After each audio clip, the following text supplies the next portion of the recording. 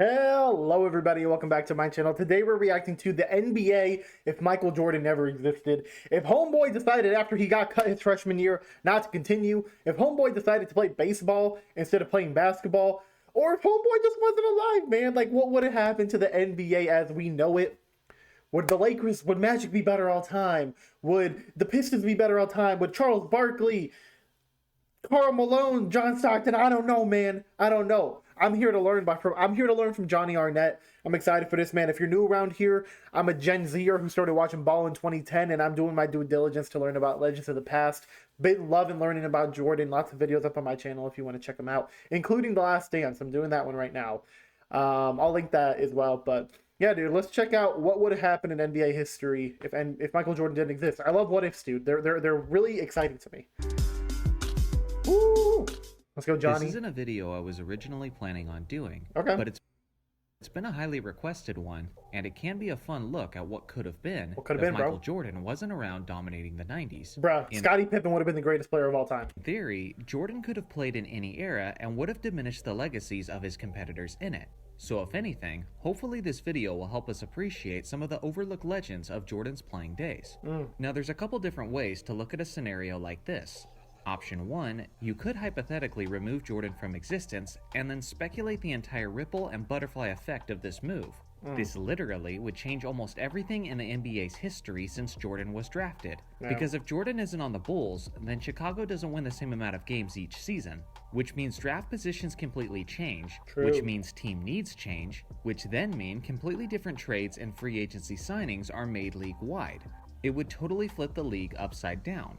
Now there's several NBA YouTubers who have made videos with this specific style, and they're pretty entertaining to a lot of people. But I'm not gonna lie, I really don't like this format too much, because in my opinion, it's way too speculative and completely impossible to accurately guess each ripple effect of the initial change. Now option 2, which is the option I'm going with, is to take the events of the NBA's already written history and simply remove Jordan from that specific timeline and see how it would have affected the league in a very direct way. So in this video, we'll take a look at 3 aspects, which are the scoring titles, the MVPs, and the championships. Dang, yeah, who would have won all them scoring titles? Among those, the championships are the only aspect that involves some guesswork, while the others require us to simply look at the runner-up to Jordan in each of those seasons and give him the award as a result. Let's start with the scoring titles. Michael Jordan has by far the most scoring crowns in NBA history with a total of 10. The first 2 seasons, which are 1987 and 1988, now go to one of Jordan's rivals from the Eastern Conference, Dominique Wilkins. He averaged 29 points per game in '87 and 30.7 points in 1988. The human highlight film is now known primarily for his all-time great dunking ability, but back in his prime, he was so much more than just that. Yes, he was an overall incredible athlete, but he was also graceful, had terrific footwork, and was a lethal scorer from the mid-range. It's as Dominique has said about himself before, you don't get over 26,000 points in your career by simply dunking the basketball. The next 4 straight seasons all go to the same player. Karl? 1990, 91, 92, and 93 all go to the mailman, Karl Malone. I didn't realize Karl, I mean, I know he's third all time in scoring, but I didn't realize he was like that. He averaged 31, 29, 28, and 27 points per game. Can I do a reaction on Karl, or are we trying to forget him from NBA history? I'm genuinely asking, let me know. Karl was obviously a powerful finisher around the rim, but he also had an incredibly smooth jump shot, a lethal combination that translated into him being one of the most dominant scorers of NBA history. Dang, the 90s weren't known for their high scoring numbers, and in the entirety of the 90s decade, Malone was the only player other than Jordan to eclipse 30 points per game for a season. He was offensively lethal at a time where that wasn't very common, and Jordan himself was a major reason why Malone's offensive dominance is rarely noticed or mentioned these days. Honestly, dude, yeah. 1993 brings back a familiar face, as Dominique Wilkins once again takes the scoring crown at 29.9 points per game. This would have been his 4th scoring title of his career. At this point, he was 33 years old and was returning from a torn Achilles, which in combination with his age, strongly decreased his athletic ability. To do that after an Achilles is crazy. Most scoring titles ever, NBA. Real quick, let me check something. Okay, so that would have put Dominique at 4, which would be 3rd all time. And if Jordan wasn't there, it'd be 2nd all time. So, hey, man, I think we remember Dominique a lot more if Jordan's not here. With that being said, he was able to expand upon his game and became a lethal three-point shooter, shooting 38% from that distance while being 7th in the league in attempts per game. Dang. In 1996, the scoring crown now goes to Akeem Olajuwon at 26.9 points per game. Many remember the Dream, as they should, as one of the greatest defensive players of all time, but many forget just how good he was offensively. His footwork is unreal. I got to do a video on Hakeem. As he was capable of leading the league in scoring with his impeccable footwork and his soft touch around the mid-range. In 1997, Karl Malone would have once again won the scoring title at 27.4 points, which takes him from 0 with Jordan to a total of 5 scoring titles without MJ. Okay, he might have been second all time. Which would have put him only behind Wilt Chamberlain for the most scoring titles in NBA history. Wow. In 1998, Shaquille O'Neal takes the scoring title at 28.3 points. As a 25-year-old, this was around the beginning of Shaq's prime, as he bullied and dominated just about every opponent in the paint. Here's a quick recap of where the scoring titles go, now with Jordan out of the picture. Okay, yeah, man. So it would have been Wilt, Malone, Dominique all time. And then KD and George Gervin, Allen Iverson all got 4 as well. So they would have been tied with Dom. Feel free to pause the video for a longer look. Next up, we'll take a look at Jordan's 5 MVPs going elsewhere. The 1988 MVP now goes to the Celtics' Larry Bird, who would have won the MVP in about 95% of other seasons with this kind of performance. He led Boston to a 57-25 record as he put up 29.9 points, 9.3 rebounds, 6.1 assists, and 1.6 steals on 52.7% shooting. He also had a 50-40-90 season, making this the second highest scoring 50-40-90 season of all time. This also would have been his 4th MVP in just a 5-year stretch. Oh my gosh. 4, because 3 in a row is crazy, but 4 MVPs in 5 years? The 1991 MVP now goes to Magic Johnson, which was his final full season in the... Of course it would have been Larry and Magic continuing their little back and forth rivalry. NBA. He led Los Angeles to a 58-24 record while putting up 19.4 points, 12.5 assists, 7 rebounds, and 1.3 steals on 47.7% shooting. This was only the beginning of his impressive 1991 campaign, which was overshadowed by Jordan. We'll get into the rest of his incredible season in a bit. The 1992 MVP now goes to Clyde the Glide Drexler, who led his Blazers to a 57-25 record. Drexler put up a well-rounded 25 points, 6.6 rebounds, 6.7 assists, and 1.8 steals on 47% shooting. It's easy to see why Drexler's legacy gets somewhat overlooked when at best, he was simply seen as a discount version of Michael Jordan. Without MJ in the picture, Clyde's legacy becomes one of the biggest beneficiaries of the GOAT's absence. He's too nice with it, man, to just be a discounted MJ. That's not fair, dude. The 1996 MVP now goes to David Robinson, who led the Spurs to a 59-23 record. The 30-year-old was dominant throughout the regular season on both sides of the court. He played in all 82 games and put up 25 points, 12.2 rebounds, 3 assists, and 3.3 blocks on 51.6% shooting. The 1998 MVP now goes to Karl Malone, which in hindsight would give him a total of 3 league MVP awards. Karl led Utah to a 62-20 record, which was tied for the best record in the league. He did it with numbers of 27 points, 10.3 rebounds, 3.9 assists, and 1.2 steals on 53% shooting. Now for likely the most interesting part of the video, which is the championship. Yeah, man, it looks like Jordan took everything from Karl, I'm not gonna lie.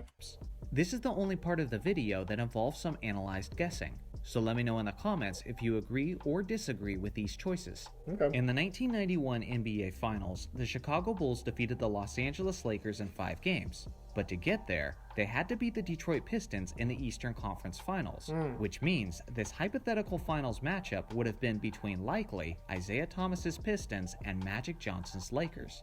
In my opinion, this would have been a fantastic series, and there's a strong likelihood that it would have gone 7 games.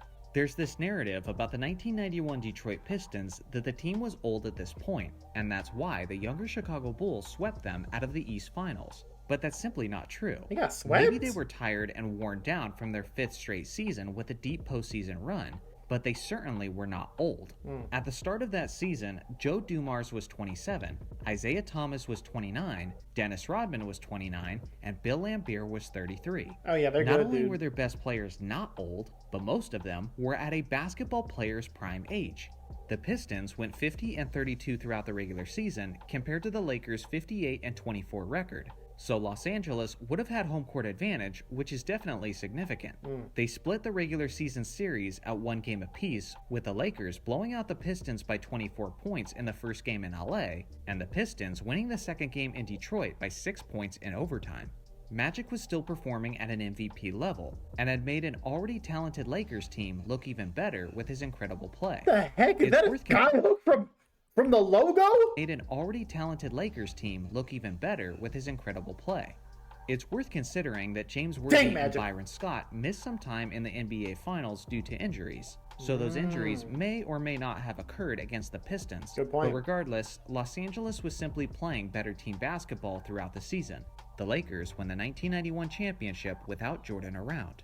I believe In the it. 1992 NBA Finals, Which, dude, that means Magic is now up to 6 championships. He's probably the GOAT. the Chicago Bulls defeated the Portland Trail Blazers in 6 games, but the Bulls defeated the Cleveland Cavaliers in the 92 East Finals, which means the 92 Finals would have been between the Blazers and the Cavaliers. The Cavs of the early 90s are one of the forgotten great teams of that era, as they were led by great players like Brad Daugherty, Larry Nance, and Mark Price. Portland, on the other hand, had one of the deepest teams the Bulls had ever defeated, as they had numerous offensive contributors as well as experienced veterans with all-defense team selections.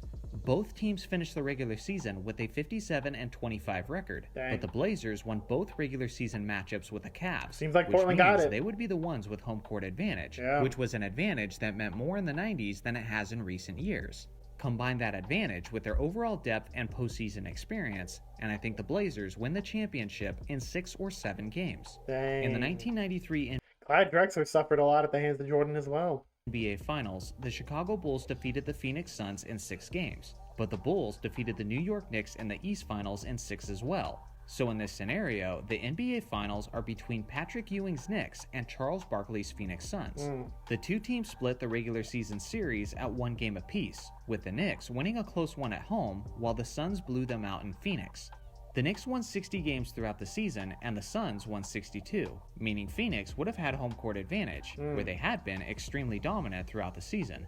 Both teams had very deep rosters, but one of the big deciding factors in my mind would have been the superstars up top.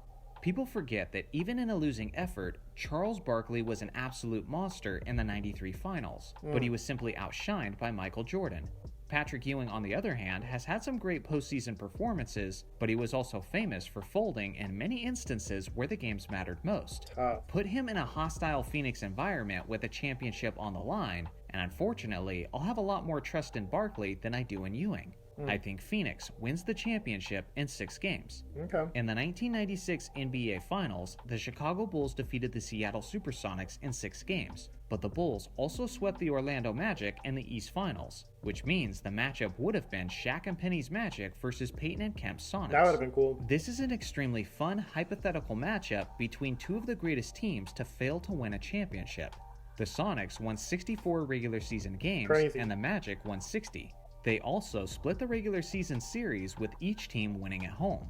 Now, although the Bulls likely dominate the Magic even if Orlando had been at full strength, it's still worth mentioning that people have forgotten Horace Grant's graphic injury in Game 1 that took him out of the series, so the sweep was a bit easier for the Bulls as a result. Assuming the Magic are at full strength, a matchup with the Sonics would have been an absolute classic series. Shaq is likely having a monster series, as he's taking advantage of the lack of a solid big to defend him, as neither Shawn Kemp or Detlef Schrempf had the size to handle Orlando's center down low. With that being said, other than Chicago, Seattle had the best defense in the league, and a suffocating Gary Payton likely would have been causing all kinds of frustrations for a young Penny Hardaway. Seattle also had a top 10 offense that could play an up-tempo style that would have been difficult for Orlando to handle, especially in the 4 games in Seattle.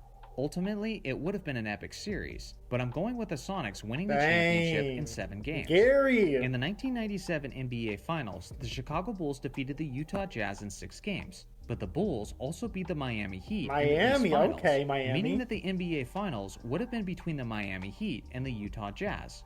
Miami is another one of those great 90s teams that are rarely talked about, as they had a solid core of Tim Hardaway, Jamal Mashburn, and Alonzo Mourning, led by the Hall of Fame head coach, Pat Riley. Miami won 61 games throughout the regular season, and the Jazz won 64, and Utah won both matchups in the regular season. It would have been exciting to see two of the strongest players in the league in Alonzo Mourning and Karl Malone meet up in the paint. Karl really would have been like top 5 all time if Jordan didn't exist. Especially in the late 90s, Utah was one of the hardest places to win basketball games, so home court advantage once again would have played a huge part. Combine that with Malone having an MVP season, and John Stockton being as reliable as ever, and Miami would have probably been dealing with more than they could handle. I think Utah comfortably wins the championship in 5 or 6 games. In the 1998 NBA Finals, the Chicago Bulls once again defeated the Utah Jazz in 6 games, but the Bulls also beat the Indiana Pacers in the East Finals in 7 games, which makes this new NBA Finals matchup between Reggie Miller's Pacers and Karl Malone's Jazz. Get one! Indiana won 58 games throughout the regular season, and the Jazz won 62, and the two teams split the regular season series with both games ending in a small deficit. Although the Jazz would have had home court advantage, Indiana would have been fine with that, as they were extremely poised and were a solid road team throughout the 97-98 season. With Karl Malone and John Stockton, Utah certainly had the bigger superstar names, and they bolstered the league's best offense statistically. But Utah was also in the bottom half of the league defensively, and that would have been an issue considering how deep and how many offensive weapons Indiana had between Reggie Miller, Jalen Rose, Mark Jackson, Rick Smits, and Chris Mullin. They could also try to make Utah uncomfortable with their physical enforcers, like Dale Davis and Antonio Davis, who both were once All-Stars. This is the only time where I'm taking a team without home court advantage, as I simply think Indiana was the deeper team and had the perfect play style and roster to counteract the Jazz's offense. Reggie skyrockets as far as like stardom and like where he is all time. The Pacers win the championship in 6 or 7 games. So now that we've come to conclusions on where the accolades and championships would have gone without Jordan in the picture, what are some noteworthy aspects and legacies that now stand out? Well, for one, Karl Malone would have 3 MVPs, 5 scoring titles, and 1 championship, to go along with the fact that he's in the 2nd spot on the all-time scoring list. With this resume, this probably means that Karl Malone is now rivaling Tim Duncan in the argument of the greatest power forward in NBA history. That's true. Dominique Wilkins now gets more recognition for his scoring prowess, as he now has 4 scoring titles to his name. Magic Johnson now has 6 rings and closes out his final full season with an MVP, a championship, and likely a Finals MVP. Due to this, maybe he's even leading the pack in the GOAT conversation now. I think so, dude. And lastly, Hall of Famers like Clyde Drexler, Charles Barkley, Gary Payton, Shawn Kemp, Karl Malone, John Stockton, and Reggie Miller now all have championship rings in the prime of their careers, which launches each of their legacies to another level. It's amazing how significantly history changes by simply subtracting one really great player. Let me know in the comments section if you agree or disagree with these championship outcomes. Thanks for watching as always. Make sure to like and subscribe for more basketball content, and I'll see you guys in the next video. Dang, brother. That's genuinely so interesting. Because obviously, this could all be wrong. If this truly happened, like the draft boards and everything are all out of whack. But dude, Karl Malone would have been top 10 all time. And Reggie Miller would have been an icon, more of an icon than he already is. Clyde, Barkley, Stockton, Gary Payton, Shawn Kemp, like all of those guys are champions now, and Magic is the GOAT. Magic would have to be the GOAT. It'd be Magic or Bron conversations on ESPN every morning. Good stuff, man. Great video by Johnny. Really makes you think. Let me know if you all know of any more good what-ifs. Let me know if you disagree with anything that Johnny said on who you think would have won the championship or the MVP or anything. I guess you can't argue the MVP one because he just gave it to second place. But let me know if you disagree with the championship discussion. And yeah, man, Yeah, I want to watch more of these. So let me know, genuinely let me know if you know of any more of these. Thanks everybody for watching. Have a great day, night, whatever time of day it is for you. I'll catch you guys on the next one. Deuces.